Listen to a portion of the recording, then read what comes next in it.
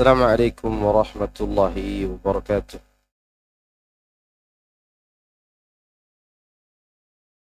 إن الحمد لله نحمده ونستعينه ونستغفره ونعوذ بالله من شرور أنفسنا وسيئات أعمالنا. من يهده الله فلا مضل له ومن يضلل فلا هادي له. أشهد أن لا إله إلا الله وحده لا شريك له، وأشهد أن محمدا عبده ورسوله صلى الله عليه وعلى آله وأصحابه أجمعين وسلم تسليما كثيرا مزيدا. أما بعد، فإن أصدق الحديث كتاب الله، وخير الهدي هدي محمد صلى الله عليه وسلم. شر الأمور محدثاتها، فإن كل محدثة بدعة وكل بدعة ضلالة وكل ضلالة في النار. Jemaah sekalian, rahimani Allah wa iyyakum. Alhamdulillah, kita bersyukur kepada Allah di mana di pagi menjelang siang ini kita kembali dipertemukan oleh Allah di dalam salah satu rumah dari rumah-rumahnya, yaitu Masjid Raya Taman Yasmin, yang semoga Allah SWT menurunkan rahmat dan karunia-Nya kepada kita semua. Nah, insyaallah di pagi ini atau di hari ini kita akan membaca tafsir surah Al-Hasyr ayat ke-11 dan seterusnya.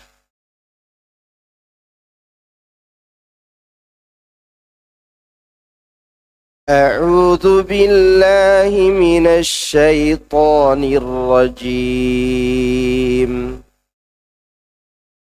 ألم تر إلى الذين نافقوا يقولون لإخوانهم الذين كفروا من أهل الكتاب لئن أخرجتم لنخرجن معكم ولا نطيع فيكم أحدا أبدا وإن قتلتم لننصرنكم والله يشهد إنهم لكاذبون. لئن أخرجوا لا يخرجون معهم ولئن قتلوا لا ينصرونهم ولئن نصروهم ليولن الأدبار ثم لا ينصرون. لأنتم أشد رهبة في صدورهم من الله ذلك بأنهم قوم لا يفقهون. لا يقاتلونكم جميعا إلا في قرى محصنة أو من وراء جدر بأسهم بينهم شديد تحسبهم جميعا وقلوبهم شتى ذلك بأنهم قوم لا يعقلون. كمثل الذين من قبلهم قريبا ذاقوا وبال أمرهم ولهم عذاب أليم. كمثل الشيطان إذ قال للإنسان اكفر فلما كفر قال إني بريء منك إني أخاف الله رب العالمين فكان عاقبتهما أنهما في النار خالدين فيها وذلك جزاء الظالمين يا أيها الذين آمنوا اتقوا الله ولتنظر نفس ما قدمت لغد واتقوا الله إن الله خبير بما تعملون ولا تكونوا كالذين نسوا الله فأنساهم أنفسهم أولئك هم الفاسقون لا يستوي أصحاب النار وأصحاب الجنة أصحاب الجنة هم الفائزون.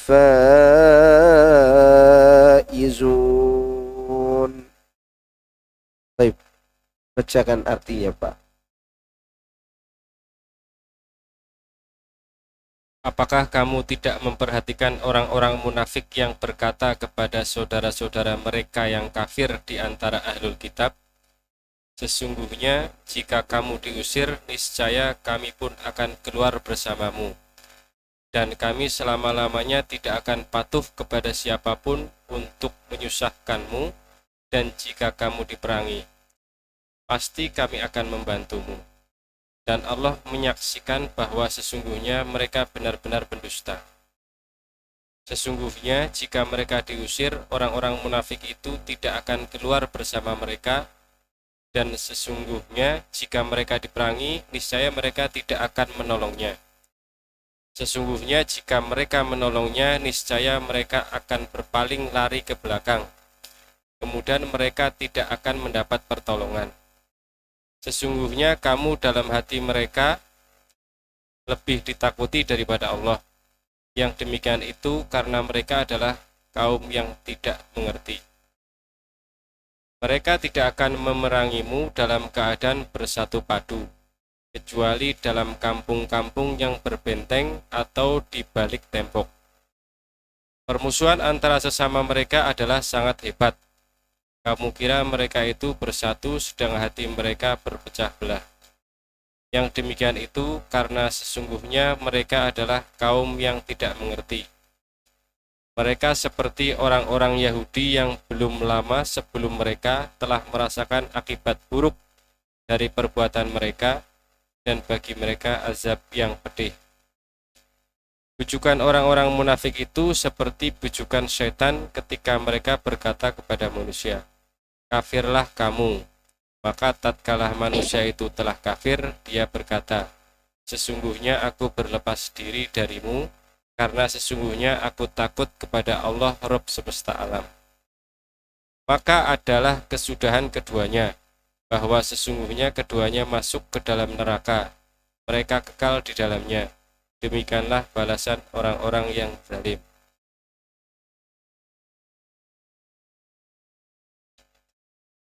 Hai orang-orang yang beriman, bertakwalah kepada Allah, dan hendaklah setiap diri memperhatikan apa yang telah diperbuatnya untuk hari esok, akhirat.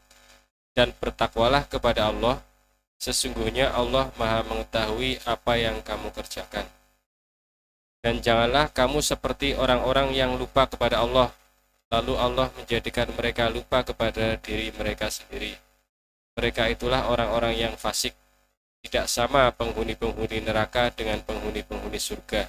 Penghuni-penghuni surga itulah orang-orang yang beruntung. Baik. Kita mulai membaca tafsir ayat ke-11 dari surat Al-Hasyr.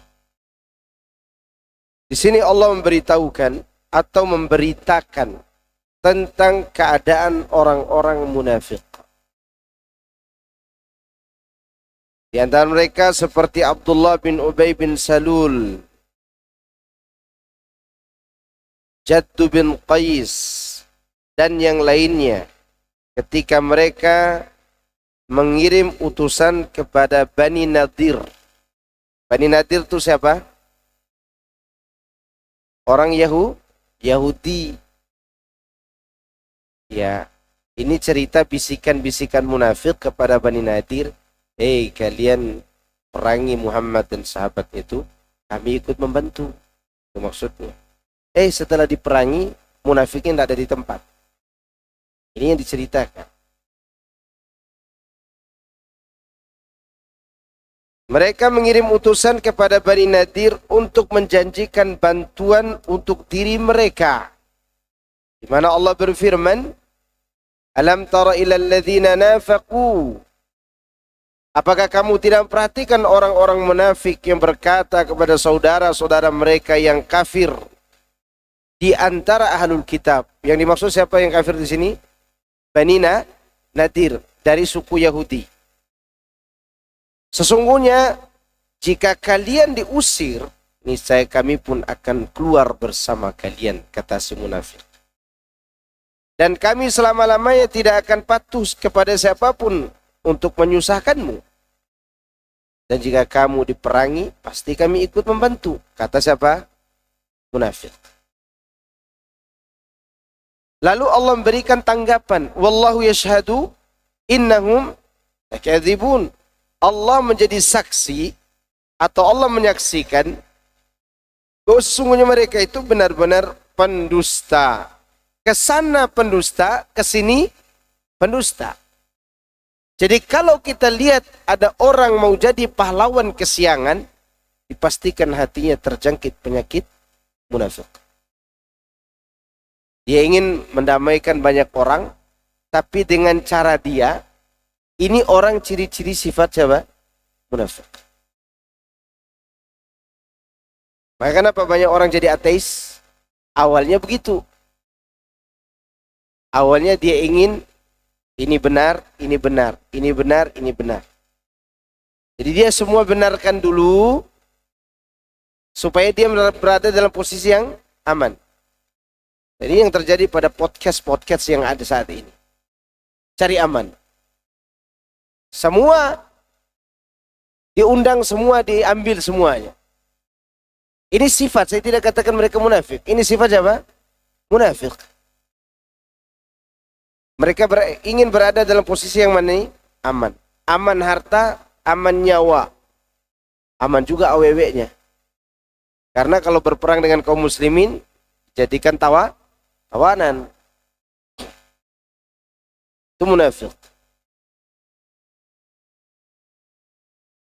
Maka Allah mengatakan, wallahu yashhadu innahum lakadzibun.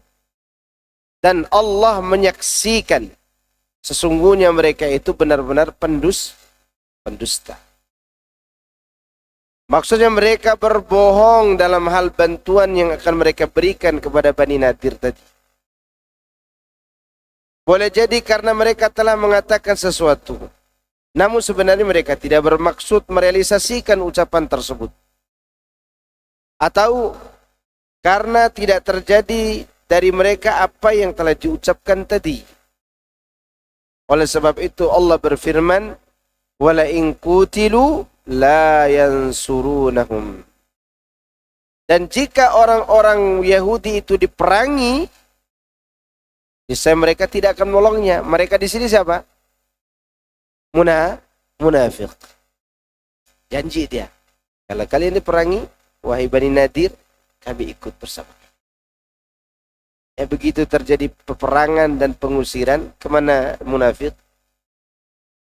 Pas diri, gak ada tanggung jawab. Mereka pakai manhaj siapa ini? Munafik itu manhaj siapa dia pakai?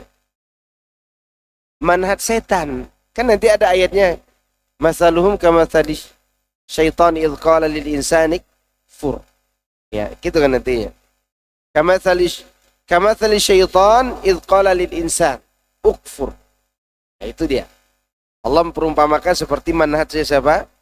Setan. Ya. yakni mereka tidak akan berperang bersama orang-orang Yahudi. Itu maksudnya. Wala in nasaruhum, seandainya pun mereka menolongnya, yakni turut berperang bersama mereka, jadi turun berperang nih, gabung sama Bani Nadir tadi, la yuwallunnal adbar thumma la yunsarun, niscaya mereka akan berpaling lari ke belakang, kemudian mereka tidak akan mendapat pertolongan. Kalau ikut juga pasti lari. Maka jangan terlalu takut dengan munafik-munafik yang berkuar-kuar di media sosial. Itu dia berkuar-kuar karena dia memang takut. Berkuar-kuarnya kenapa dia? Karena memang takut.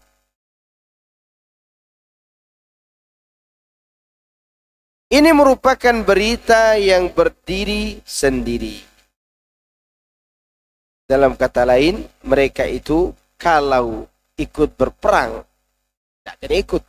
Pastilah lari. Ya. Lalu Allah kabarkan, la antum asyaddu rahbatan fi sudurihim min Allah.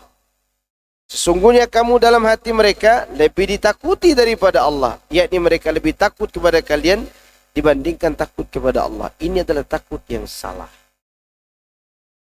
Takut yang salah. Lihat, apa efek dari takut kepada manusia ini? Yaitu cari aman. Cari aman. Kafir takut, mau sempurna keimanannya juga takut kepada musuh. Karena musuh ketika memerangi kaum muslimin, mereka juga akan ikut diperangi. Akhirnya mereka berpihak ke sana kemari. Tapi dengan sifat pengecut dan pendusta. Itu munafik.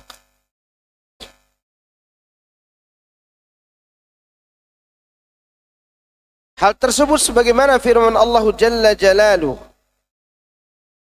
Idza fariqum minhum yakhshawna an-nas ka khasyatillah aw ashadda khasyah. Tiba-tiba sebagian dari mereka, itu golongan orang-orang munafik, takut kepada manusia seperti takutnya kepada Allah. Bahkan takutnya lebih sangat dari itu. Nah, ini sebab kemunafikan. Ingat, sebab kemunafikan itu diantaranya selain daripada ragu terhadap kebenaran agama Islam adalah takut kepada manusia. Takut mempraktekkan agama Allah karena takut pada manusia. Seperti yang Allah sebutkan dalam suratul Ankabut ayat ke-10. Lihat Allah sebutkan.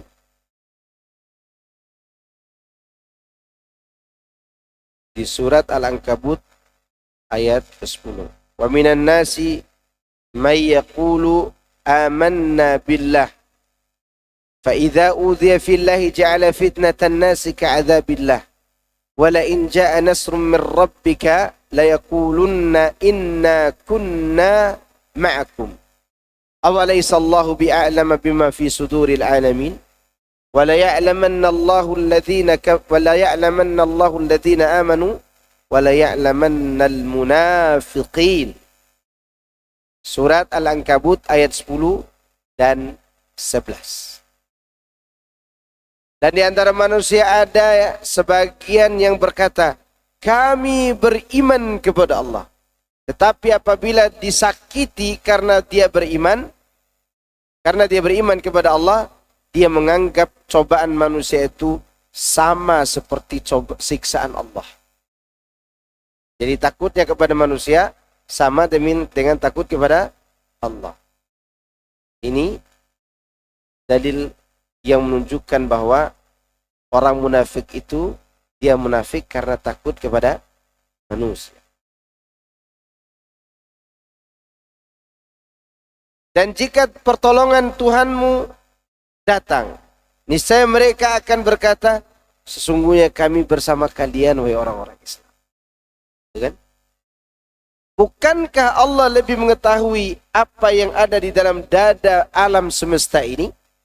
Alamin, itu alam semesta. Dan Allah pasti mengetahui orang-orang yang beriman dan pasti mengetahui orang-orang munafik.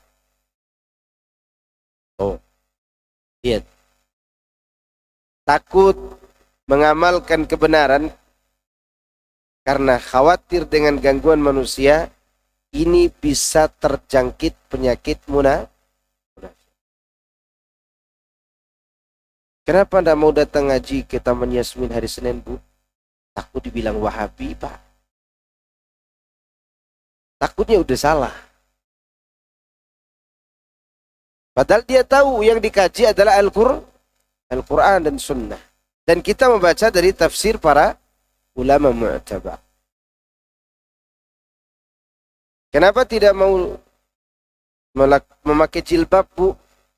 Takut dikatakan ketinggalan zaman. Justru tidak pakai jilbab itu ketinggalan zaman. Iya enggak? Orang jahiliyah pakai jilbab tidak?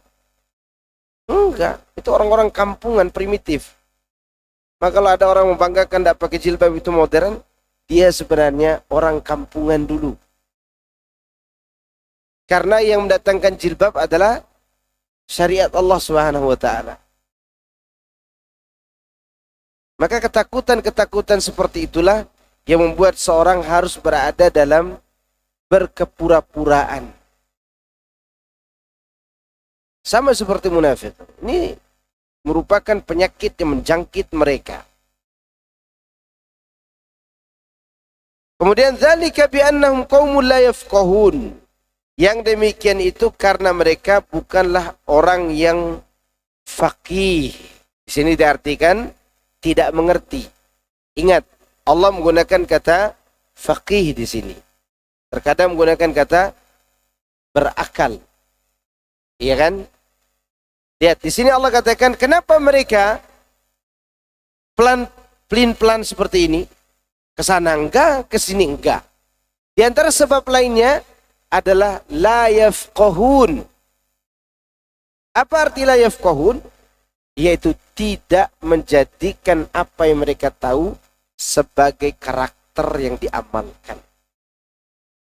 Bukan berarti mereka tidak pernah mendengar Quran dan Sunnah. Mereka dengar. Mereka orang Arab. Mereka ngerti.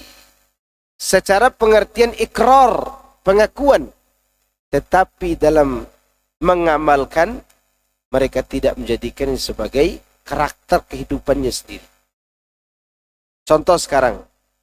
Banyak orang yang tahu wajib sholat. Tahu nggak mereka wajibnya sholat? Tahu. Tapi apakah semua orang yang tahu wajibnya sholat, mereka sholat? Mereka pantas sebut la yafqahun. Ya, mereka tidak menjadikan apa yang mereka tahu sebagai karakter yang selalu bersama mereka. Artinya menjalankan kewajiban itu. Bagi mereka yang sudah menikmati sholat, justru ketika mereka tidak sholat, mereka tidak nyaman. Kenapa? Karena sholat yang mereka ketahui wajibnya tadi sudah menjadi karakter dia dalam kehidupan. Nah, munafik tidak. Mereka tidak mengerti, bukan berarti mereka tidak pernah mendengar dari Allah dan Rasulnya. Tapi apa yang mereka dengar itu mereka tidak amalkan. Atau tidak lahir dari hati kecil mereka.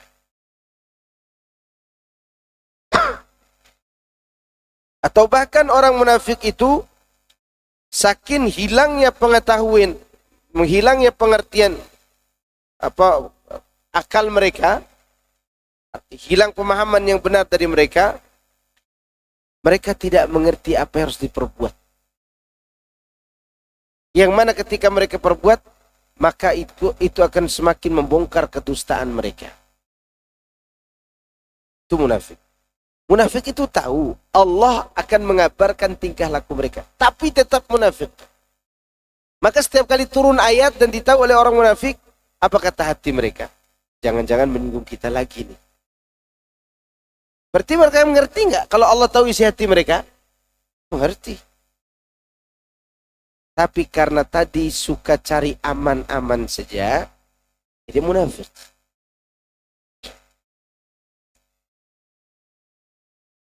Kemudian la yuqatilunakum jami'an illa fi quram muhassanah au min wara'i judur.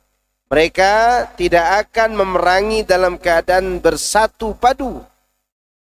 Tidak akan memerangi kalian dalam keadaan bersatu padu, kecuali dalam kampung-kampung yang berbenteng atau di balik tembok, yakni karena sifat pengecut dan kegundahan hati mereka, maka mereka tidak mampu menghadapi tentara kaum muslimin. Lihat, pengecut, takut, tidak mampu menghadapi tentara siapa? Kaum muslim.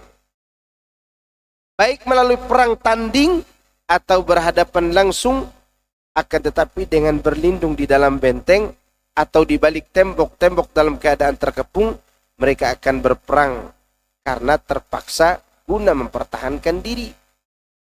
Artinya mereka bersembunyi dulu nih. Udah karena terpaksa mau dia berperang. Gitu. Itu juga yang dilakukan oleh Yahudi.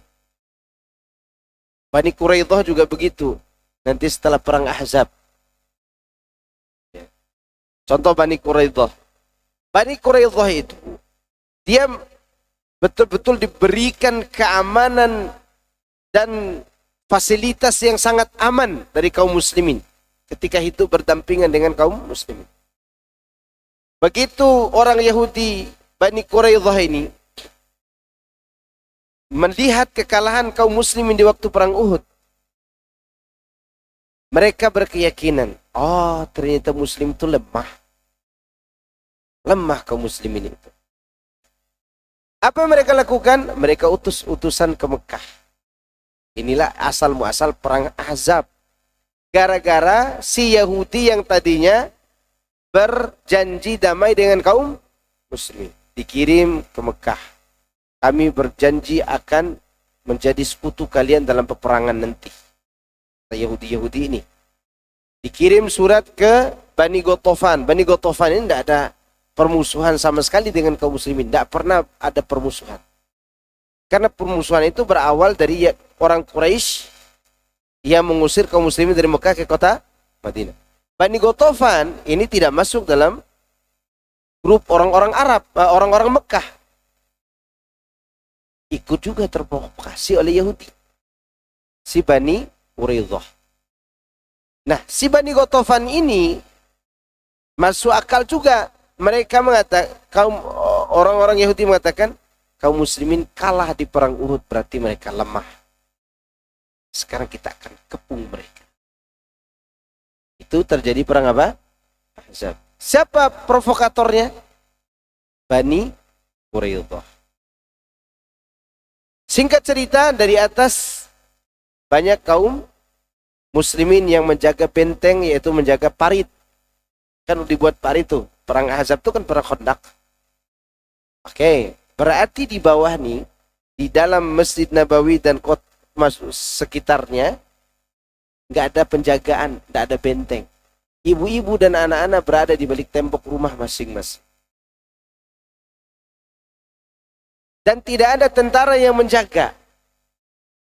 Di sebelah, ya sebelah barat agak ke sana, agak ke selatan apa? Ke selatan, itu selatan ya? Selatan begitu. Di situ kaum muslimin sudah berkumpul untuk berperang. Otomatis tidak ada yang menjaga anak-anak dan wanita ini. Tapi kan sudah ada parit, yaitu untuk menghalau kaum Quraisy dan Bani Ghatafan. Nah di bawah nih, di arah yang berbeda ada Yahudi Bani Quraidah yang akan siap membunuh anak-anak dan wanita. Maka mereka mengirim mata-mata ke kota Madinah untuk mengecek apakah anak-anak dan wanita ada penjaganya. Kalau ada, mereka tidak berani nyerang. Kalau tidak ada, mereka akan membunuh anak-anak dan wanita. Memang dari dulu pengecut Yahudi, suka bunuh anak-anak dan wanita. Jangan heran sekarang mereka suka membunuh anak-anak dan wanita. Jadi dulu mereka mengambil kesempatan karena tidak ada yang menjaga, dikirim mata-mata untuk mengetahui apakah anak dan wanita ini ada yang akan menjaganya. Maka datanglah mata-mata itu mengintai sekitar Masjid Nabawi dan daerah kecil di kota Madinah itu. Dulu kan kota Madinah tidak terlalu besar. Maka jumlah musuh lebih banyak daripada penduduk kota Madinah waktu perang Ahzab. 10.000, berarti kaum muslimin tidak lebih dari 10.000. Begitu Yahudi ini datang, Sofia binti Abdul Muttalib, siapanya Nabi? Bibinya, ammahnya. Berkata kepada Hasan bin Sabit, ini satu-satunya penjagaan. Kalau bahasa kita mungkin satpam ya, satpam perumahan gitu. Kan biasa begitu, tentara dijagain satpam, ada nggak? Mungkin ini penjagaan satu orang nih untuk menjaga kaum muslimin yang tersisa anak-anak dan wanita. Sofia berkata kepada Hasan bin Sabit radhiyallahu anhu, "Wahai Hasan, kau turun bunuh Yahudi itu. Kalau dia sampai kembali ke kaumnya memberi kabar tidak ada penjaga, bisalah kaum muslimin yang ada di sini." Hasan bin Sabit mengatakan, "Aku tidak sanggup." Apa yang terjadi? Loncat si emak-emak ini. Ibu-ibu kan begitu, kalau udah ganas, ganas aja. Keluar loncat Sofia binti Abdul Muttalib radhiyallahu anha wa ardaha. Begitu dia keluar, diambil balok. Dia pukul kepala Yahudi itu. Sekali pukul mati. Maka hati-hati antum. Kalau lagi kepepet kayak gitu, boxernya keluar tuh. Maka dipukul oleh Sofia binti Abdul Muttalib. Kapan dia belajar bela diri kita tidak tahu. Yang jelas ini adalah pertolongan Allah melalui tangan wanita ini. Begitu sekali pukul dia mati. Masya Allah ya, luar biasa waktu itu. Betul-betul kaum muslimin menerapkan syariat Islam tanpa menggunakan logika dan kecerdasan mereka. Begitu mati Yahudi ini, dia bawa emas dan perak di tangannya itu. Berarti harta rampasan perang atau tidak? Iya, karena ini udah jadi peperangan. Mereka udah jadi lawan perang. Berarti satu orang ini bawa harta rampasan perang. Apa Sofia mengambil begitu saja? Enggak. Dia suruh Hasan bin Thabit, ambil tuh apa yang ada pada orang itu. Karena dia bukan mahram. Orang mati aja ditakuti oleh mereka. Ditakuti untuk disentuh. Dan seperti emak-emak zaman sekarang, semua disentuhnya. Ini orang mati, Sofia tidak mau sentuh. Dari situlah datang pertolongan Allah. Itu kaum mukminin. Maka mendengar mati mata-matanya, Yahudi Bani Quraidah tidak jadi menyerah. Nanti, karena pengkhianatan ini, selesai perang Ahzab, kaum muslimin sudah menang, pasukan musuh lari, Rasulullah lagi mandi, baru saja meletakkan pedang dan baju besinya, Jibril datang, "Wahai Muhammad sallallahu alaihi wasallam, engkau telah meletakkan pedangmu, demi Allah kami malaikat belum meletakkan senjata kami. Berangkat perangi Bani Quraidah." Coba antum kayak gitu pekerjaannya. Baru pulang perang suruh perang lagi. Kira-kira mampu gak kita hidup waktu itu? Jangan-jangan jadi Abdullah bin Ubay bin Salul lagi.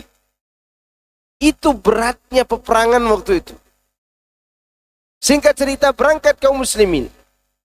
Diberangkatkan dulu pasukan, Rasulullah berangkat belakangan. Yaitu kejadian para sahabat, ada yang sholat asar di jalan, ada yang sholat asar di Bani Quraidah itu. Itu ceritanya. Bani Quraidah mereka masih memiliki logistik yang cukup. Mereka berada dalam benteng itu sebenarnya aman. Tapi begitu kehadiran Nabi di situ, bergetar takut hati mereka. Dikepung 23 hari lebih atau 20-an hari lebih dikepung. Lalu mereka memberi pilihan pada umatnya, Ka'ab bin As'ad, waktu itu Ka'ab bin As'ad nama ketuanya. Kata Ka'ab bin As'ad, kita lagi dikepung, udah 20-an hari lebih dikepung. Kata Ka'ab bin As'ad kepada orang-orang Yahudi, karena dia adalah kepala sukunya, "Wahai Yahudi, kalian semua tahu, seperti yang kalian baca dalam kitab kalian, bahwa tanda-tanda kenabian Nabi terakhir itu ada pada Muhammad. Opsi yang paling menyelamatkan kita saat ini adalah, mari kita sama-sama beriman, masuk Islam." Ka'ab bin As'ab tidak mengatakan, "Saya sendiri yang membaca kitab itu," enggak. Kalian semua baca gitu. Bahwa di dalam kitab yang kita baca, tanda kenabian yang dibaca di situ ada pada Muhammad. Opsi pertama agar kita selamat dari pengepungan ini, masuk Islam. Apa dia masuk Islam? Enggak, kan egois. Itu menunjukkan orang cerdas belum tentu dapat kesucian. Cerdasan mana? Yahudi atau para sahabat? Yahudi. Para sahabat itu bukan cerdas seperti Yahudi. Mereka itu suci dalam ketaatan dan pemahaman terhadap agama.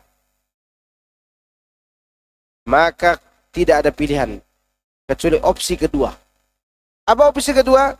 Kita bunuh anak-anak kita dan istri kita, kata Ka'ab bin As'ad. Lalu kita perang untuk menyelamatkan diri kita. Karena biasanya yang membuat kita gelisah gara-gara mereka ini. Opsi kedua ditolak. Nah mungkin mereka bunuh anak-anak mereka. Oke, opsi ketiga kalau begitu. Kita menyerah saja. Muhammad membunuh kita atau maafkan kita, kita menyerah saja. Ditolak juga. Ternyata ada opsi yang keempat. Kami akan menyerah bila yang memberi keputusan terhadap kami adalah Sa'ad bin Mu'adz. Maka Sa'ad bin Mu'adz lah dipanggil dalam keadaan lagi sakit. Mereka semua akhirnya diputuskan untuk dibunuh laki-laki yang sudah balik. Maka sampai waktu itu kalau ada anak-anak yang diragukan ini sudah balik atau tidak, dibuka, diturunkan pakaiannya, kalau ada tumbuh bulu, sembelih. Disembelih semua. Karena sudah mengkhianati janji. Dan Rasulullah SAW punya kalimat yang sangat istimewa. Ketika orang sudah berkhianat sekali, kata Nabi, kami adalah orang-orang mukmin yang pantang disengat oleh binatang yang menyengat 2 kali pada tempat yang sama. Orang kalau sudah berkhianat, maka tidak boleh lagi dimaafkan. Pantang orang Islam itu, luka sengatan pertama disengat lagi. Maka yang akan menyengatnya, apapun gayanya, walaupun dia seperti kucing yang malu-malu, tetap harus dibunuh. Karena melakukan pengkhianat. Begitu cara mereka. Mereka berperang di balik tembok, baru berani. Tapi Allah membuat mereka resah dan gelisah. Sehingga mereka menyerahkan diri dan akhirnya terbunuh. Masih mending Bani Qainuqa diusir. Bawa atap rumah. Bawa tiang-tiang rumah mereka untuk dipakai dibangun di tempat lain. Bani Quraidah enggak. Dihabis. Kemudian ba'suhum bainahum syadid. Permusuhan di antara mereka sangat hebat. Maka hari ini jangan takut ketika antum melihat orang kafir bersekutu nih. Mereka bersatu untuk menyaringi kaum muslimin. Enggak, mereka sendiri berpecah belah. Lihat saja Yahudi dengan Syiah. Tadinya Yahudi dengan Syiah satu enggak? Satu. Tetapi akhirnya apa? Perang juga di antara mereka. Karena ada kepentingan-kepentingan dunia. Maksudnya permusuhan di antara mereka sungguh sangatlah dahsyat. Oleh karena itu Allah berfirman, kau kira mereka itu bersatu, sedang hati mereka bercerai-berai. Tahsabuhum jami'an wa qulubuhum syatta. Ini kaedah. Bahwa kita tidak akan bisa bersatu dalam kelompok-kelompok dan manhaj yang berbeda-beda. Tidak bisa. Kalau hati kita tidak bersatu dalam keyakinan yang sama sesuai dengan apa yang diajarkan Rasulullah sallallahu alaihi wasallam. Coba lihat saja. Demo yang begitu besar di Indonesia, bahkan di dunia, terjadi di Jakarta. Ya kan? Demo yang sampai membuat macet lingkungan sekitar. Sholat Jumat sampai di sana. Mungkin ada yang menghadap ke barat, utara, kita tidak tahu. Ibu-ibu yang bergincu hanya bisa selfie. Waktu demo itu.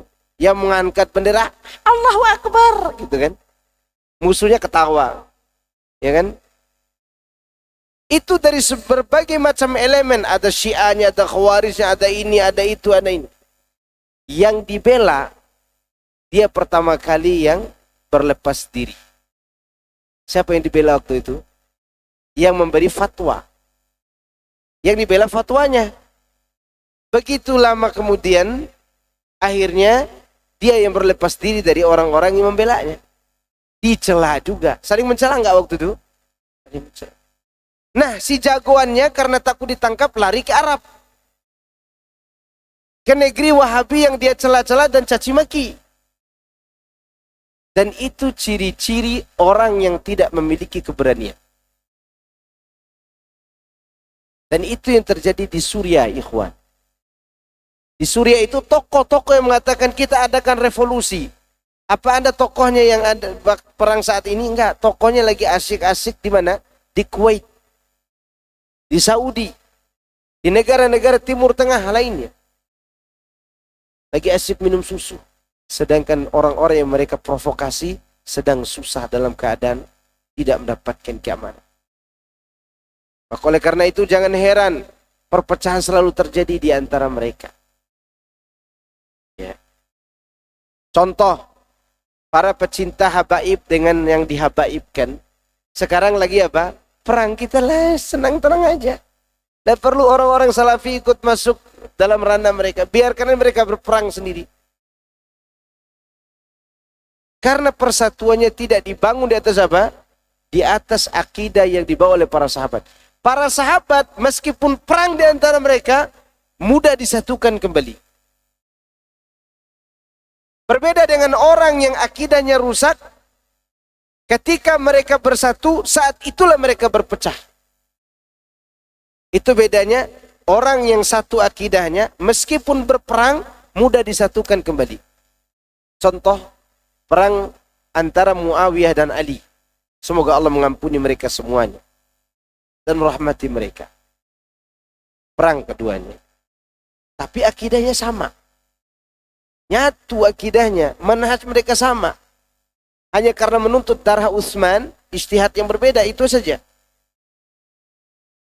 Lihat bagaimana menyatunya hati mereka ketika Romawi mengambil kesempatan dalam kesempitan ini. Kata Romawi kepada anak-anak buahnya, kalian turun, mengambil tanah-tanah yang kecil-kecil, daerah-daerah kecil yang pernah dikuasai oleh kaum muslimin. Karena Muawiyah lagi sibuk perang sama sepupu Ali bin Abi Thalib. Datang pembawa kabar itu kepada Muawiyah. Kirim surat. Kasih tahu ke Romawi. Jika kau berani injakan kakimu di tanah atau wilayah kekuasaan kami kaum muslimin, maka aku akan ajak saudaraku untuk memerangi kalian. Siapa saudara di sini? Ali. Maka mendengar itu Romawi pulang. Romawi apa? Pulang. Itu hebatnya kaum muslimin. Ketika satu akidahnya, musuh takut begitu saja. Karena mudah untuk disatukan kembali. Namun kalau akidah kita berbeda.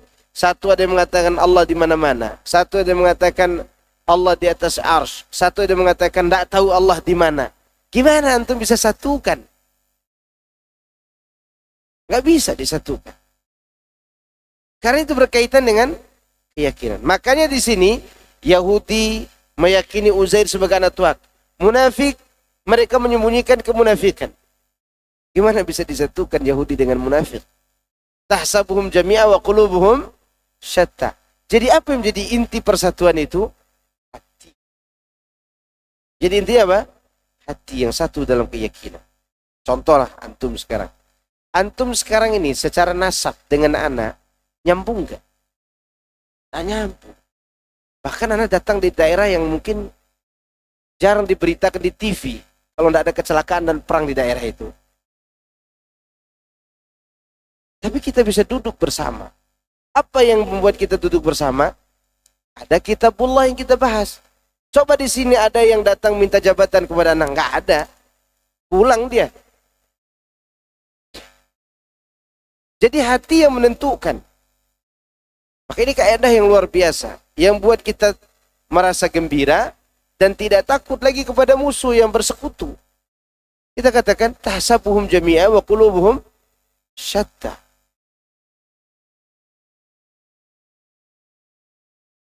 Kemudian, maksudnya engkau lihat mereka berkumpul, sehingga engkau menyangka mereka bersatu padu, padahal mereka berada dalam perpecahan yang sangat. Ibrahim An-Nakhai mengatakan, ada yang sudah kenal Ibrahim An-Nakhai? Dia ulama Mekah yang tinggal di Kufah. Karena dia menghargai Atha bin Abi Rabah, dia pindah ke Kufah. Ini ulama besar. Ibrahim An-Nakhai di zaman tabi'in. Ini hidupnya zaman tabi'in. Kata Ibrahim An-Nakhai rahimahullah, yakni ahlul kitab dan orang-orang munafik, mereka itu berpecah belah. Dzalika bi annahum qaumun la yaqilun. Yang demikian itu karena sesungguhnya mereka adalah kaum yang tidak berakal. Pernah singgung di sini, akal manusia itu ada dua. Kan kalau diterjemahkan harfiah ini, dan yang demikian itu karena mereka tidak berakal, berarti gila dong. Iya enggak? Oke. Bagaimana cara kita pahami bahwa mereka bukan gila fisik? Yaitu dibagi dulu, akal itu ada dua. Akal itu ada berapa? Ada dua. Disebutkan oleh Al-Imam Ibn Hibban dalam kitabnya Raudatul Uqala wa Nuzhatul Fudala. Yang pertama, aklun matbu'. Akal yang tertanam pada manusia. Artinya manusia ditabiatkan punya akal. Matbu' artinya ditabiatkan.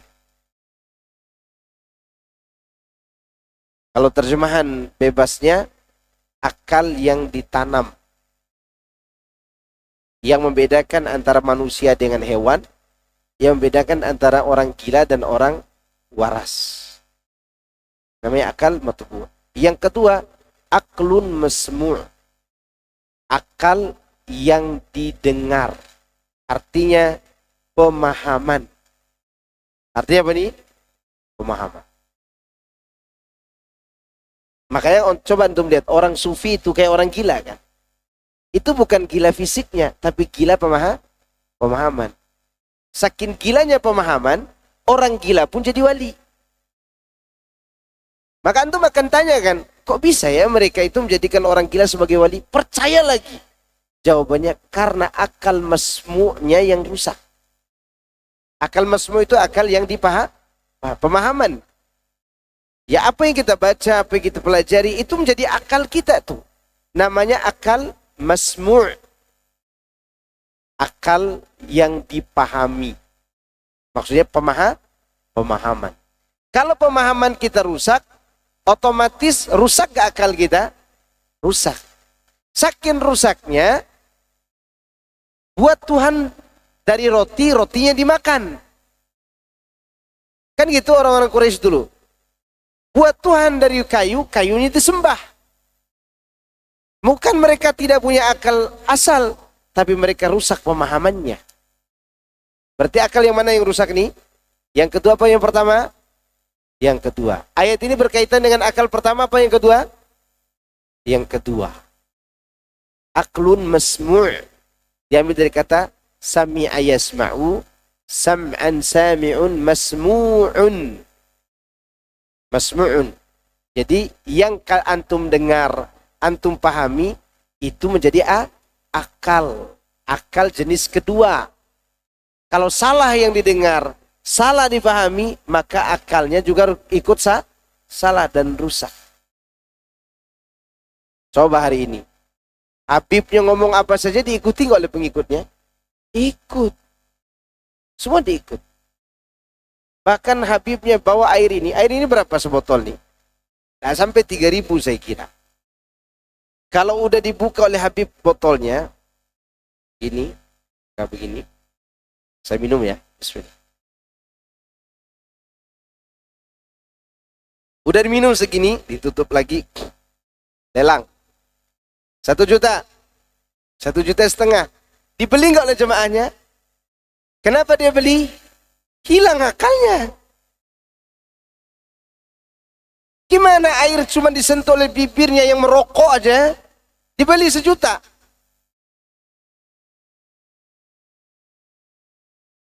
Itu menunjukkan yang mendengar yang dia ceramai selama ini telah berhasil dibentuk akalnya dengan akal yang masmu', yang rusak. Nah, ini yang terjadi pada munafik dan orang-orang Yahudi ini. Dzalika bi annahum qaumul la yaqilun. Yakni mereka tidak memiliki pemahaman yang lurus terhadap agama. Maka Allah menganggap telah hilang akalnya. Mana lebih gila? Gila beneran atau gila karena pemahaman? Gila karena pemahaman. Orang karena gila pemahamannya, dia bisa Isra Mi'raj berkali-kali. Lewat apa nih? Suluk. Ada orang lagi suluk kan? Suluk sendiri. Itu Isra Mi'raj dia tuh. Dia bisa berkali-kali Isra Mi'raj, Nabi cuma sekali dalam kehidupannya. Ajib. Ada lagi, nanti Kak Antum lihat, mungkin masih ada di YouTube. Ya, waktu itu saya tidak sengaja lihat. Ada Habib bercerita. Habib ini cerita. Tapi jemaahnya begitu terharu dengar cerita itu. Anak yang dengar tertawa. Karena mereka semua kayak udah gila semua kayak. Habib cerita begini. Ini ceritanya. Saya waktu di Yaman ini. Waktu itu saya kepingin ke Indonesia. Tepatnya di Condet.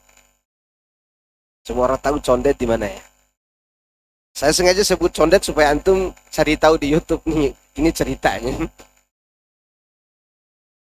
Karena tidak punya uang untuk beli tiket pesawat, guru saya yang di Yaman mengatakan lewat sini aja. Jadi di laut itu dibuatkan pintu.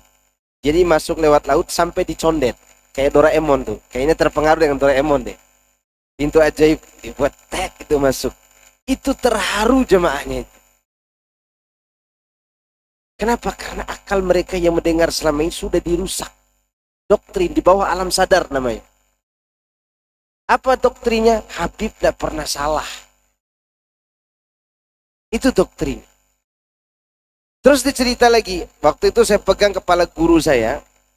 Syekh yang ada di Yaman itu. Tiba-tiba saya temukan bekas luka di kepala. Saya tanya-tanya, itu kenapa Syekh kepalanya? Ini bekas sabetan pedang waktu perang Badar. Jadi dia masih hidup, bayangkan. Dari perang Badar sampai sekarang masih hidup. Ajib itu. Itu 1442 tahun yang lalu. Karena Rasulullah dari hijrah Nabi sampai sekarang 1445 kan? 46. Oke, 46. Berarti 1443 tahun yang lalu dia pernah ikut perang Badar. Karena perang Badar terjadi di tahun kedua Hijriyah. Dia kan gak sama jamaahnya? Iya. Tahu gak antum ini madhab siapa? Beginilah cara Firaun menguasai suatu daerah. Dia buat bodoh dulu masyarakatnya, lalu dia akan membantu masyarakatnya, dia beri pemahaman, lalu nanti dia mengaku diri sebagai Tuhan. Itu Firaun dulu. Firaun itu kenapa dia berani mengaku diri sebagai Tuhan? Semua orang dijauhkan dari ilmu yang dibawa oleh Nabi Yusuf. Karena antara Nabi Yusuf dengan Firaun yang di zaman Nabi Musa terjadi waktunya rentan waktu 3 generasi. Yusuf, kemudian 3 generasi kemudian baru datang Firaun zaman Nabi Musa. Itu cara dia mengaku sebagai Tuhan, tidak langsung. Dia jauhkan orang dari pendidikan, dia bodohi orang dulu, dia berikan pemahaman dulu, datangkan tukang sihir yang menunjukkan bahwa dia, nih aku nih, bisa melakukan apa saja. Sehingga dengan itu orang tunduk, oh iya Firaun Tuhan nih. Gitu. Hanya saja mereka zaman ini tidak berani seperti Firaun. Tapi membodohi umat, menghilangkan akal umat itu sudah biasa mereka lakukan. Mana masuk akal? Mana ada akal kita menerima orang gila jadi wali? Jangankan wali Allah, wali nikah aja tidak bisa dia. Jangan-jangan dia nikahkan orang, saya ini Fulan bin Fulan. Saya nikahkan anak saya dengan pohon pisang yang belum matang, kata dia. Tidak akan sah wali nikah. Apalagi menjadi wali Allah kemudian dibesar-besarkan. Dan ada pengikut, sekali lagi karena pengikutnya juga ikut, qaumul la yaqilun. Kaum yang sudah kehilangan apa? Akal. Akal yang keberapa tadi? Yang kedua. Masmu'. Ya, antum ingat bahasa Arabnya biar keren sedikit. Ya, aklun musmu. Baik, lanjut. Kamatsalil ladzina min qablihim qariba. Dzaku wabala amrihim wa lahum adzabun alim. Mereka seperti Yahudi yang belum lama sebelum mereka telah merasakan akibat buruk dari perbuatan mereka dan bagi mereka azab yang pedih. Ibnu Abbas mengatakan mereka seperti orang-orang sebelum mereka, yaitu Yahudi Bani Qainuqa. Demikian pula menurut Qatadah dan Muhammad bin Ishaq. Berarti ini Allah bercerita tentang Yahudi yang mana nih? Bani Quraidah. Karena duluan diusir Bani Qainuqa. Kamathali syaitan idh qala lil insani kfur falamma kafara qala inni bari'um minka. Seperti bujukan orang-orang munafik itu seperti bujukan setan. Ini manhajnya orang munafik, manhaj siapa? Setan. Ketika setan berkata kepada manusia, manusia kafirlah kamu. Dah, kafir aja dulu. Setan. Begitu manusia itu kafir, apa kata setan? Sesungguhnya aku berlepas diri darimu. Namun tahu jawabnya. Tahu nggak antum bagaimana cara iblis menghancurkan kita? Dia mulai dulu dari dosa-dosa kecil. Afwan, dia mulai dari atas, dia coba dari atas. Kafir dulu. Karena kita punya keyakinan yang kuat, nggak mau kita kafir. Udah, berbuat bid'ah aja. Karena bid'ah itu samar-samar kan. Suatu keburukan yang dianggap baik. Karena kita faham sunnah, nggak bisa dia ajak ke situ. Kalau begitu, lakukan dosa besar. Dosa besar juga kita tidak lakukan, karena tahu ini dosa. Lakukan dosa kecil. Dosa kecil walaupun kita lakukan, terhapus dengan kebaikan, istighfar kita setiap hari. Tidak sanggup juga dia, sudah lakukan hal-hal yang lalai. Ternyata kita udah tidak hobi lagi main futsal. Tidak hobi lagi ini dan itu, udah. Apa dia lakukan? Yang ketiga, belum ini. Yang keempat, syirik, bid'ah, dosa besar, dosa kecil. Yang kelima, yaitu dia menyuruh kita. Yang kelima lalai. Yang keenam, dia menyuruh kita untuk melakukan perkara yang utama supaya meninggalkan yang lebih utama. Contoh. Antum tahajud, ibu-ibu lagi tahajud. Suaminya lagi tidak bisa bangun dari tempat tidur. Butuh air minum. Ya. Umi fulan, tolong ambilkan air minum. Semakin dikerasin bacaannya. Amma yatasaalun. Umi fulan, saya haus, kata suami. Anin naba'il azim, gitu. Seharusnya apa dia lakukan? Batalkan sholat, karena perintah suami wajib. Sholat tahajud sunnah. Nah, ini gaya setan nih. Dia suruh kita melakukan yang utama, meninggalkan yang lebih utama. Makanya ibu-ibu di rumah, kalau suami minta kopi, bikinin aja. Tapi tidak bisa minum kopi dia Pak Ustadz. Bikinin saja. Siapa tahu Ustadz mau datang minum kopinya gitu kan. Karena ini perintah. Jangan pernah mengikuti apa yang kita pahami. Kalau kita tidak mengerti mana yang afdol dan mana yang lebih afdol. Ternyata ibu-ibu dan bapak-bapak paham itu. Dia lakukan yang terakhir. Udah diadu domba aja di antara mereka. Dibuat saling suudzon, saling curigai, ya kan? Saling menjatuhkan, saling membuli. Terjadilah perpecahan. Sehingga besarlah masalah dari situ. Hasad, dengki, iri, cari kesalahan orang lain. Itu gaya syaitan. Namun kalau dia berhasil dari yang pertama tadi kufur, udah diangkat tangan. Dibuat orang itu akhlaknya baik kepada orang, tidak berkata ini. Kan sudah selesai urusan. Maka coba antum lihat. Orang-orang kafir itu tutur katanya bagus gak? Bagus. Menurut mereka. Lebih berpahlawan lagi ateis. Kalau ateis tidak ada musuhnya karena tidak ada ajarannya, tidak ada agama. Ngapain setan ngajak mereka ke situ? Uang selesai dia kufur kok, kafir. Maka setan berlepas diri, terutama nanti di hari kiamat, dia akan berlepas diri dari para pengikutnya. Coba antum lihat surat 14 ayat 22. Surat Ibrahim ayat 22. Ini berlepas diri setan nanti di hari kiamat. Kita bacakan dulu yang ini ya, supaya kita tahu trik-trik setan itu.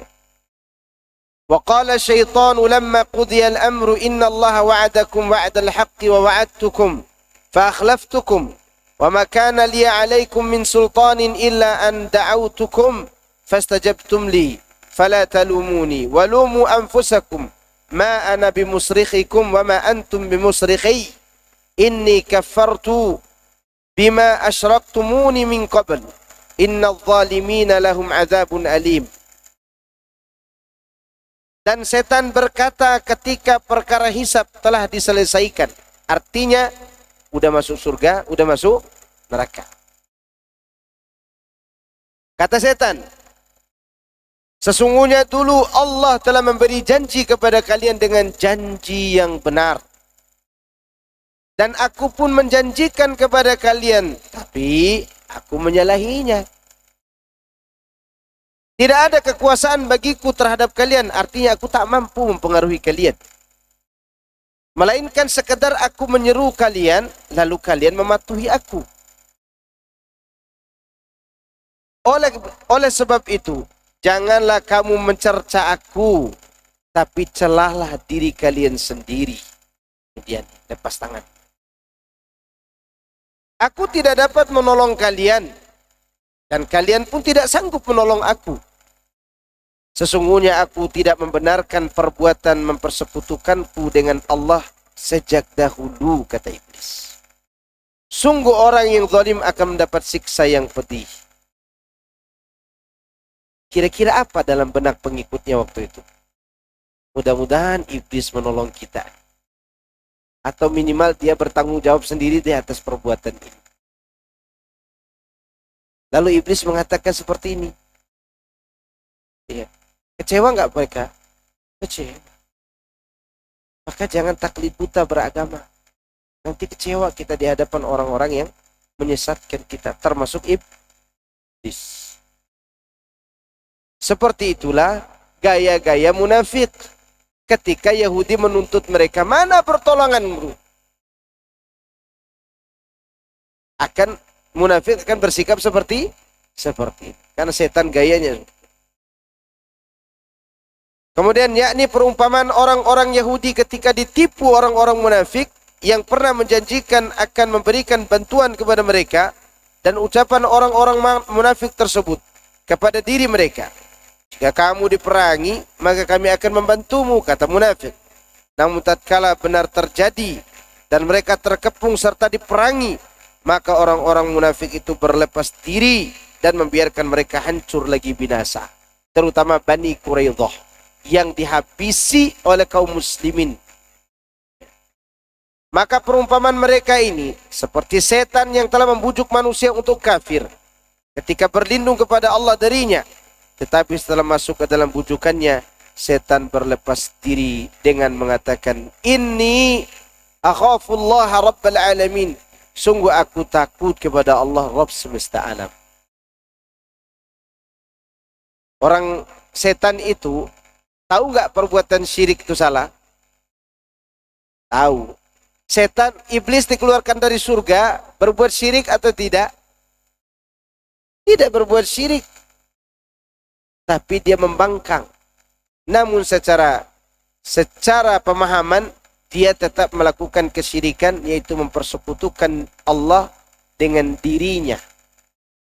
Di mana dia mengikuti keinginan dirinya tanpa mengikuti perintah. Sebagian ahli tafsir menuturkan kisah keadaan sebagian ahli ibadah dari kalangan Bani Israel sebagai contoh yang nyata dari perumpamaan di atas. Ini bukan berarti itulah yang dimaksud dengan perumpamaan tersebut. akan tapi kisah tersebut juga termasuk peristiwa-peristiwa serupa yang merupakan bagian darinya, yaitu bagian daripada pengaruh-pengaruh orang munafik seperti pengaruh setan. Ibnu Jarir meriwayatkan dari Abu Ishaq, dia berkata, aku pernah mendengar Abdullah bin Nuhaik menuturkan bahwa Ali radhiyallahu anhu berkata, sesungguhnya ada seorang rahib pendeta. Rahib itu berarti pendeta Nasrani. Ya. Beribadah selama 60 tahun. Sementara syaitan hendak menggodanya, namun tidak pernah berhasil dan membuatnya kelelahan. Lantas syaitan itu menggunakan seorang wanita dan membuatnya gila. Wanita itu mempunyai beberapa orang saudara. Lantas syaitan berkata kepada saudara wanita tersebut, pergilah kalian kepada pendeta ini, sebab dia bisa mengobatinya, arti bisa menjaga adik-adik kalian. Saudara-saudaranya pun mendatangi si rahib ahli ibadah itu. Kemudian si ahli ibadah itu mengobatinya, dan wanita itu tinggal bersama si rahib tanpa mahram. Ini ahli ibadah nih. Maka hati-hati ibu-ibu yang minta ustaz ruqyah berdua, ajib itu. Setannya keluar dari wanitanya masuk ke ustadznya.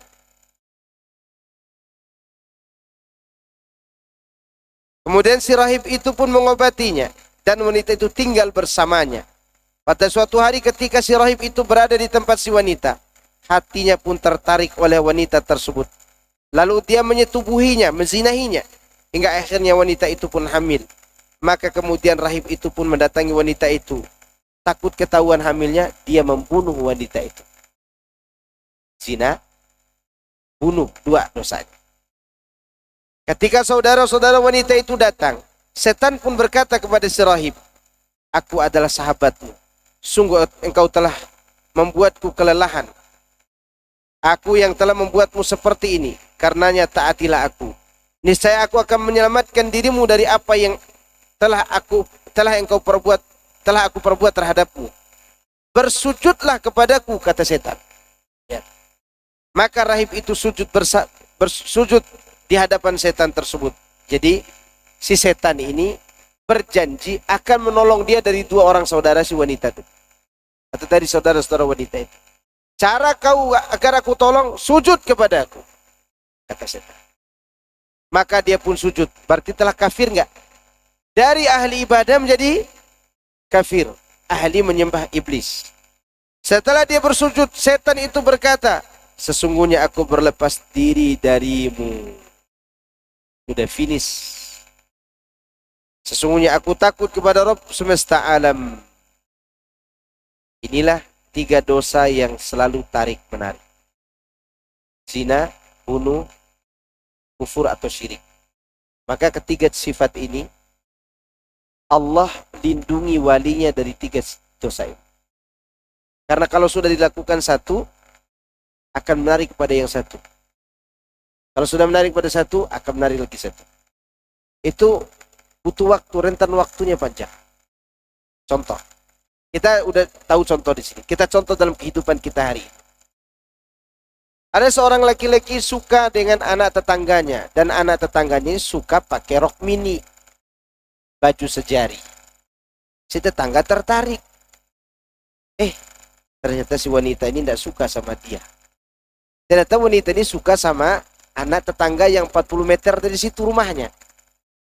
Apa yang dilakukan oleh si penjemburu ini? Dia akan membunuh si laki-laki itu karena saingan. Kalaupun dia tidak membunuh, cinta ditolak, dukun bertindak, ya enggak? Ketika hasrat zina itu datang dan dia ditolak, maka dia akan datang ke dukun. Dukun syirik atau tidak? Syirik. Lihat bagaimana tarik-menarik ini. Makanya hati-hati. Maka wanita ini, makanya rahib ini melakukan 3 dosa itu. Maka Allah katakan tentang orang beriman, mereka tidak melakukan dosa ini. Allah katakan, "Walladzina la yad'una ma'allahi ilahan akhar wa la yaqtuluna an-nafsa allati harrama Allahu illa bil haqq wa la yaznun." وَمَنْ يَفْعَلْ ذَلِكَ يَلْقَ أَثَامًا يضاعف له العذاب يوم القيامة ويخلد فيه مهانا إلا من تاب وآمن وعمل عملا صالحا فأولئك يبدل الله سيئاتهم حسنات وكان الله غفورا رحيما. Dia surat Al-Furqan ayat 78 79 68 sampai 71. Nah, yang menjadi poin kita adalah hamba Allah itu mereka yang tidak mempersekutukan Allah dengan sesembahan yang lain, tidak membunuh jiwa yang diharamkan Allah kecuali dengan alasan yang benar, dan tidak berzina. Kata Ibnu Qayyim dalam kitabnya Al-Fawaid, sekarang ada judul Fawaidul Fawaid, itu 3 dosa ini moyangnya dosa. Dan ketiganya kalau udah dilakukan satu akan tarik menarik, saling menarik. Makanya orang yang melakukan ketiga-tiganya, dia melakukan dosa. Bahkan dia akan dilipat gandakan azabnya pada hari kiamat. Dan dia kekal di dalam api neraka dalam keadaan hina. Ketika ketiga-tiganya sudah finish, sudah dilakukan. Zina, takut ketahuan hamil wanita, membunuh. Mungkin karena takut ditangkap juga dia akan melakukan hal-hal yang berbau kesyirikan. Demikian seterusnya. Namun setan setelah mempengaruhinya, maka pergilah dia. Itulah yang Allah firmankan, kamathali syaitan idh qala lil insani kfur falamma kafara qala inni bari'un minka inni akhafullaha rabbil alamin. Kemudian rahib itu pun ditangkap, lalu dia pun dibunuh setelah dia kufur. Hal senada juga diriwayatkan dari Ibnu Abbas, Tawus dan juga Muqatil bin Hayyan. Terkenal di kalangan banyak orang bahwasanya rahib yang taat beribadah itu bernama Barsis,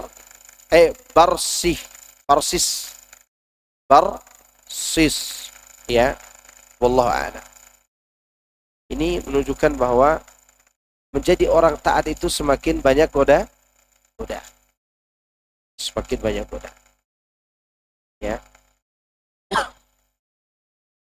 Maka ibu-ibu kalau dengar ada ustadz yang ustadz besar, yang jelas anak tidak ya, dia anak belum melakukan poligami, ibu-ibu jangan marah juga ya, karena memang godaan wanita bagi orang bertakwa itu luar biasa. Maka mereka melakukan itu karena mereka menjaga apa? Ketakwaan. Dia terhib ini. Terhib kan sosok tak mau nikah. Rahib itu haram kan menikah, ya kan? Apalagi rahib yang dari Katolik, mereka tidak dibolehkan apa? Menikah sebagian. Maka oleh karena itu mereka jatuh dalam zina. Maka orang Islam diberikan yang halal, diberikan yang halal. Baik. Nah, ini menunjukkan bahwa orang-orang yang taat sekalipun digoda oleh siapa? Oleh iblis. Kisah di atas bertolak belakang dengan kisah Juraij, salah seorang ahli ibadah. Kalau Juraij ini dituduh bukan berzina. Juraij dituduh oleh seorang wanita pelacur bahwa dia telah berzina dengan dirinya dan mengaku bahwa kehamilannya itu adalah hasil dari hubungannya dengan Juraij. Kemudian dia melaporkan hal itu kepada pihak yang berwajib hingga Juraij diperintahkan keluar dari tempat ibadahnya. Dan tempat ibadahnya itu dirusak. Juraij berkata, "Mengapa kalian berbuat begini?" Mereka berkata, "Wahai musuh Allah, engkau telah melakukan ini dan itu terhadap wanita ini." Maka Juraij berkata, "Sabarlah." Kemudian dia mengambil anak wanita tadi yang masih sangat kecil. Lalu dia bertanya, "Wahai anak kecil, siapa ayahmu?"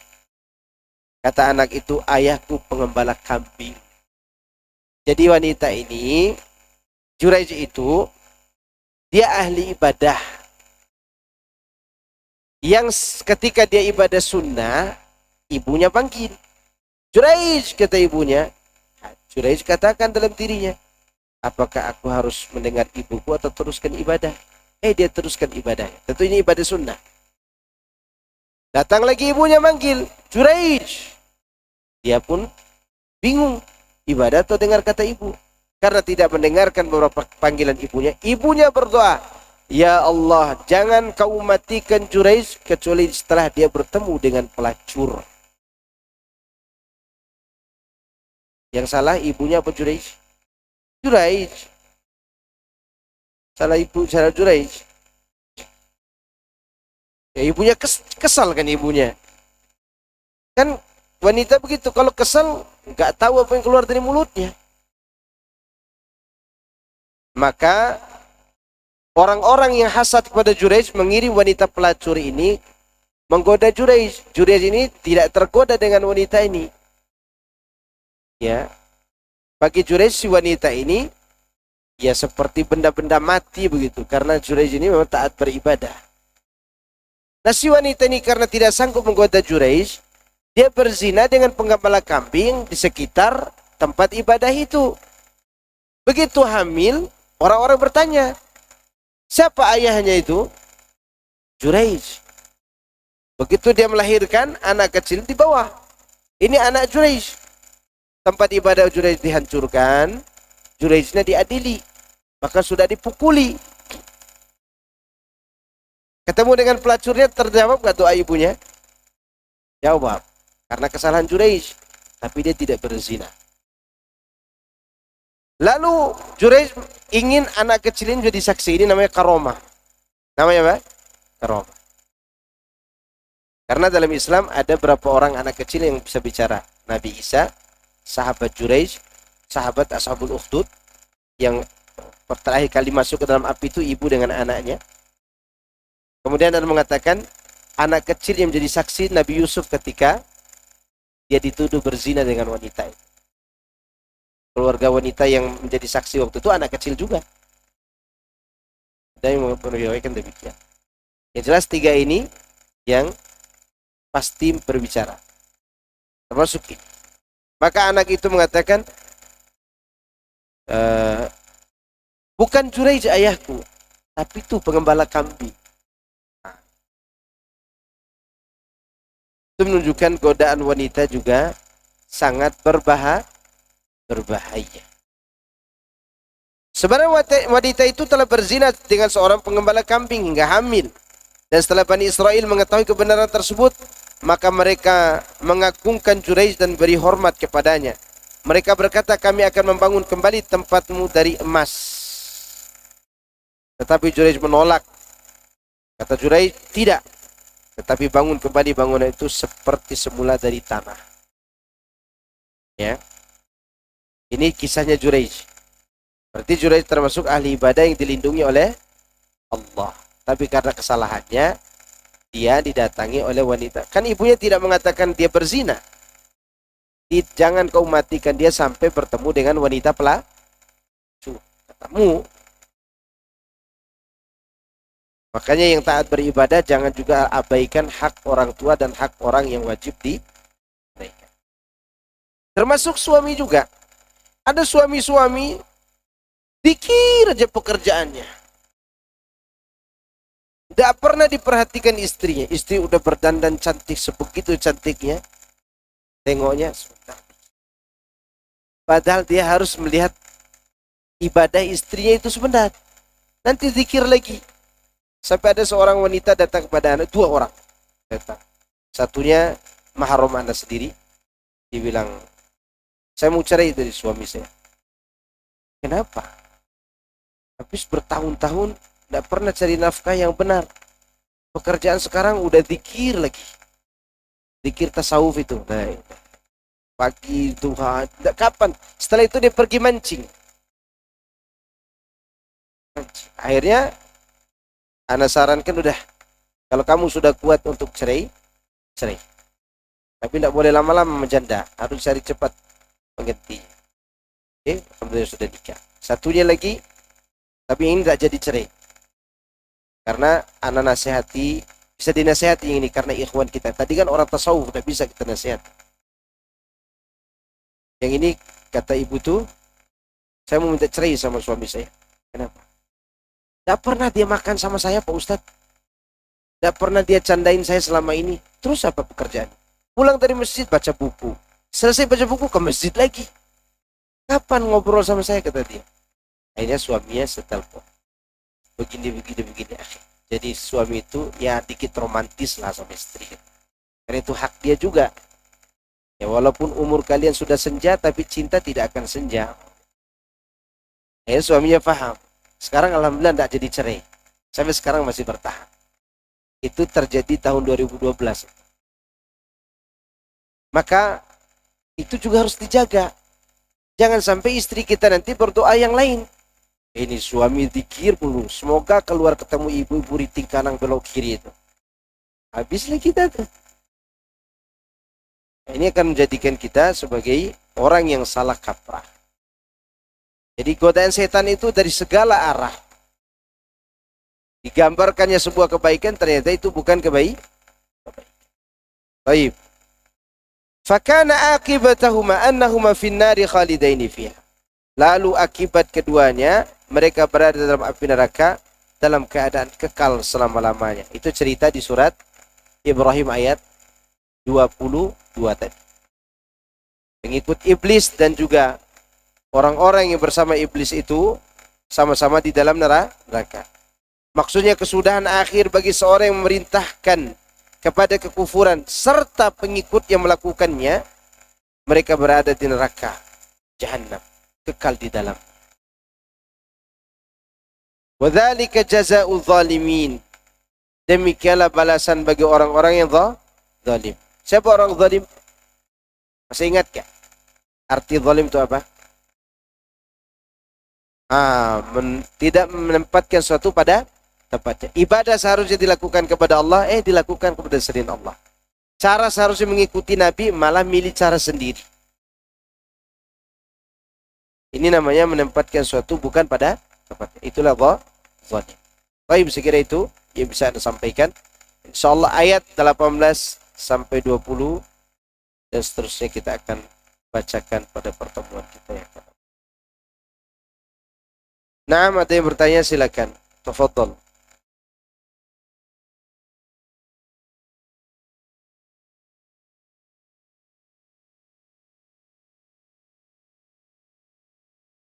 Pak Ustadz, Assalamualaikum warahmatullahi wabarakatuh. Waalaikumsalam. Tadi Pak Ustadz menyebutkan bahwa yang melakukan 3 dosa besar. Kalau kaum muslimin sudah melakukan hal itu, setelah dia melakukan tobat diterima. Baik. 3 dosa itu diterima oleh Allah Subhanahu wa taala. Tobat. Diterima. Selama meninggalnya, selama dia belum berada dalam sakratul maut atau berada dalam nyawa di kerongkongan. Makanya setelah itu Allah katakan, illa man taba wa amana wa amila amalan salihah faulaika yubaddilullahu sayyiatihim hasanat. Kecuali orang yang bertaubat. Bukan hanya bertobat, beriman. Bukan hanya beriman, wa amila amalan salihah. Beramal amal soleh. Jadi rangkaian ini harus dilakukan. Kemudian mereka itulah yang Allah rubah keburukannya menjadi kebaikan. Dan Allah Maha Pengampun, wa kana Allah, dan Allah Maha Pengampun dan Maha menerima taubat. Ya. Kemudian taubatnya itu harus meliputi 3 syarat menurut Imam Nawawi. Menurut Syekh Utsaimin 5. Menurut Imam Nawawi 3. Menurut Syekh Utsaimin 5. Kita sebut yang 5 ya. Pertama, ikhlas. Yang kedua, taubat sebelum waktu ditutupnya pintu taubat. Ada 3 keadaan waktu ditutupnya pintu taubat. Matahari terbit dari barat, nyawa di kerongkongan, dan kondisi seperti Firaun yang ada di laut yang tidak mungkin hidup lagi walaupun belum di kerongkongan nyawanya. Firaun waktu itu kan dalam laut. Iya. Dan dia masih mengucapkan, aku beriman bahwa tidak ada yang berhak diibadahi dengan benar kecuali yang diimani Bani Israel. Itu disebutkan dalam kondisi sadar. Tapi tidak terima dalam kondisi seperti ini, kondisi yang tidak mungkin lagi ada kehidupan. Ya, walaupun demikian, di sisi yang lain memang kekufuran itu adalah kebiasaan dia. Kekufuran adalah kebiasaan. Kemudian yang ketiga, syarat yang ketiga, berlepas diri dari dosa itu. Tidak berlepas diri dulu, karena tidak mengulangi nanti. Berlepas diri, contoh yang sangat mudah zaman sekarang. Bisa ada orang berzina, nomor HP teman zinanya masih ada. Itu kalau bisa HP-nya sekalian dihilangkan supaya hilang ingatan nomor itu, beli ganti HP lain. Tapi sudah dihafal nomornya Pak Ustaz. Itu yang salah. Itu yang salah. Ya. Jika tidak dihafal maka blokir nomor itu. Blokir supaya tidak lagi mendapat kiriman apa-apa dari. Kemudian yang keempat, berniat menyesalinya dulu, sesal. Kemudian yang kelima, berazam tidak mau melakukannya lagi. Berapa syaratnya? Ya, insya Allah tobat akan diterima. Baik. Ini ada pertanyaan, kalau istri berkali-kali selingkuh, selalu minta maaf, bagaimana Ustadz? Karena mikir anak-anak, apakah termasuk munafik? Berkali-kali tidak bertaubat karena memikirkan anak-anak, suami tidak mau menceraikan. Ceraikan dia. Ceraikan dia, karena dia tidak lagi menjadi manusia yang baik kecuali dia bertaubat dan kondisinya tidak dilaporkan kepada pihak yang berwajib. Nanti dia taubat betul-betul, dia bertaubat dengan taubat nasuha, terimalah dia dengan kesucian taubat. Tapi kalau dia tidak mau dan masih berzina lagi, tinggalkan. Bagaimana dengan anak-anak? Ingat, tidak selamanya cerai itu buruk bagi orang-orang yang beriman. Apalagi kondisi seperti itu. Tapi terkadang tidak mau diceraikan itu karena hati sudah disandra oleh cinta kepada wanita tadi. Laki-laki begitu. Laki-laki itu kuat, berakal, gagah, tapi bisa hilang akalnya gara-gara wanita. Maka cintailah orang yang dicintai itu sekedarnya. Kalau bisa cintai karena Allah, sehingga karena Allahnya hilang, maka hilang rasa. Ini harus dipikirkan keselamatan antum, karena tidak ada yang bisa membohongi perasaan. Perasaan itu jauh ke dalam. Ya, terkecuali kalau dia sudah bertaubat, dia menyesali semuanya, antum terima kembali, boleh. Ada sebuah hadis yang banyak ditafsirkan oleh para ulama, banyak syarah dan tafsirnya, di mana seorang laki-laki datang kepada Nabi SAW. Ya Rasulullah, inna imra'ati lam yadfa' yada labisi. Ya Rasulullah, istriku, dia tidak menolak tangan laki-laki lain menyentuh tangannya. Kemudian Rasulullah katakan, fagharibah, kau hilangkan dia dari kehidupan, jadikan dia orang asing. Lalu laki-laki ini mengatakan lagi, akan tetapi aku khawatir ya Rasulullah, hatiku disandra oleh cintaku kepada. Kata Nabi, fastamti'ni, kalau begitu kondisimu, nikmati saja dia. Di sini ada kalimat istriku tidak menolak tangan laki-laki. Ada yang mengatakan dia ini pezina, wanita ini. Ada yang mengatakan dia tidak berzina, tapi bermudah-mudahan menyentuh yang bukan mahramnya. Nah, laki-laki ini minta pendapat Nabi. Nabi awalnya berpendapat ceraikan saja. Tapi karena khawatir cintanya tadi, Nabi mengatakan, udah nikmati saja istri. Kalimat ini ada beberapa ihtimal. Ihtimal pertama, boleh jadi wanita ini semakin diceraikan semakin jatuh dalam kesalahan yang lebih besar. Ada suami saja dia bisa menyentuh orang, bagaimana tidak ada suami? Tambah berzina. Pemahaman yang kedua, kau tetap menikmati dia dengan kondisi seperti itu karena sudah terlalu cinta. Tapi kalau seperti ini kondisinya, Anda sih sarankan bercerai aja. Kalau dia tidak bisa diajak lagi kepada Allah. Ya, insya Allah masih banyak wanita-wanita di luar sana yang menunggu antum berantum soleh. Masih banyak. Yang penting cerainya yang benar, bukan cerai gara-gara kenapa antum cerai dengan istri? Istri pencemburu Pak Ustaz. Ya dia memang begitu. Istri mana yang tidak cemburu di dunia ini? Semua orang cemburu. Kalau ada orang mengatakan, Ustaz saya mau carikan istri, kenapa?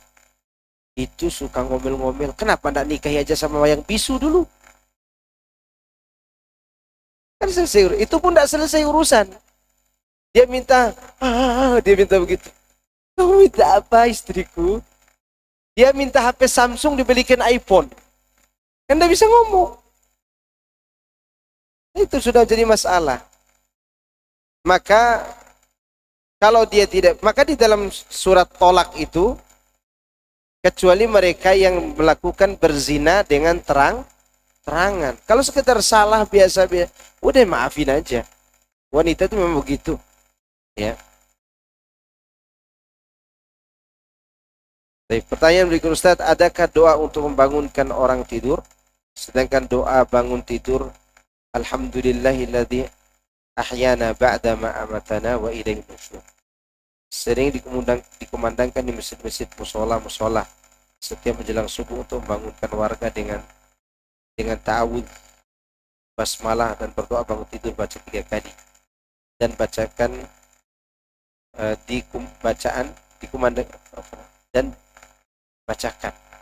dikumandangkan lafaz adzan subuh. As-salatu khairum minan naum 3 kali. Sedangkan di adzan subuh 2 kali dan dikumandangkan sebelum waktu. Jadi apakah ini dibenarkan? Tidak. Ini termasuk perbuatan bid'ah. Doa bangun tidur itu dibaca oleh masing-masing orang. Ya, bukan lagi diajarkan sebelum adzan. Ya. Masing-masing di rumah. Dan juga as-salatu khairum minan naumnya terkadang dibacakan sebelum bangun tidur. Di salah satu daerah, di beberapa daerah di Yaman itu, bukan hanya as-salatu khairum minan naum dibacakan, tapi as-salatu khairum minal amal, itu kalau siang hari. Salat lebih baik daripada amal. Apakah itu benar? Benar secara logika, tapi itu perbuatan bid'ah. Apakah para sahabat tak bisa melakukan itu zaman itu? Bisa. Tapi kenapa ditinggalkan? Karena bid'ah.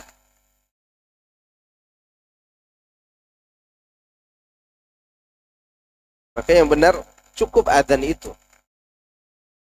Maka ada yang disunahkan ditinggalkan. Apa disunahkan? Adzan 2 kali. Kan adzan itu 2 kali. Ya. Adzan qiyamul lail dan adzan salat subuh. Itu yang disunahkan. Dan itu dilakukan oleh Rasulullah SAW dan para sahabat. Tapi ada pertanyaan lain enggak?